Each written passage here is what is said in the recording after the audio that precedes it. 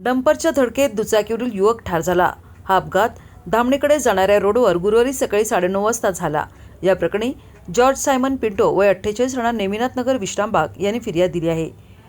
त्यानुसार सिकंदर दस्तगीर नदाफ राहणार 100 फुटे रोड मस्जिद समोर हनुमाननगर सांगली यांच्यावर सांगली शहर पोलीस ठाण्यात गुन्हा दाखल करण्यात आला आहे. पोलिसांनी दिलेली माहिती अशी की संशयित सिकंदर नदाफ हा त्याच्या ताब्यातील MH10 CR 3738 हा अशोक लेलँड कंपनीचा डंपर भरधाव वेगानं चालवित कोल्हापूर रोडकडून धामणीकडे जात होता.